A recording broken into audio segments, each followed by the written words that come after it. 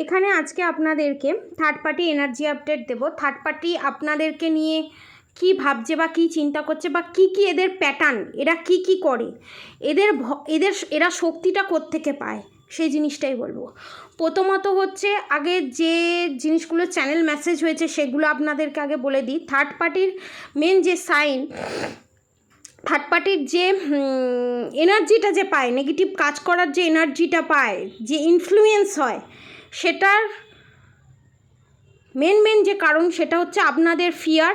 আপনারা যে ভয় পান, আপনারা যখন দুঃখে থাকেন, আপনারা যখন কষ্টে থাকেন, আপনারা যখন ভয় পান, সেটা হচ্ছে এদের খাদ্য।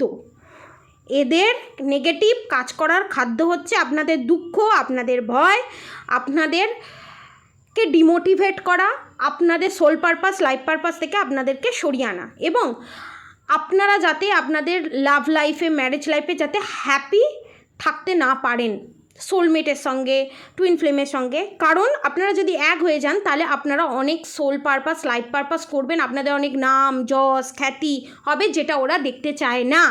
আপনারা সুখে শান্তিতে থাকবেন। আর থার্ড পার্টির একটা ফেস বলবো, যেটা জোকারের ফেস। জোকার যখন ভিতরে জোকার থাকে, বাইরে একটা বিশাল বড় একটা হনুর মতো ফেস নিয়ে আসে, যে তারা সমস্ত কিছু জানে, তাদের মতো পাওয়ারফুল কেউ নেই। কিন্তু যখন আপনারা ফিয়ার, দুঃখ, এনজাইটি সমস্ত কিছু থেকে বেরিয়ে এই যে এই স্টারের এনার্জিতে যখন আপনারা এসে যান না, তখন তারা একটা জোকারে পরিণত হয়। তখন কি করে, আপনাদেরকে ডিমোটিভেট করার জন্য, আপনাদের পতনের জন্য হাসা, আপনাদেরকে দেখে পোক করা, আপনাদেরকে ভালোবাসার মানুষের অনুপস্থিতিতে বা যারা আপনার কথা বিশ্বাস করে না তাদের অনুপস্থিতিতে আপনারকে বারবার উত্তেজিত করানো, আপনার যাতে ক্ষতি হয় সেই চেষ্টা করা, black magic, evil I, negative attack, এগুলো তো আছেই।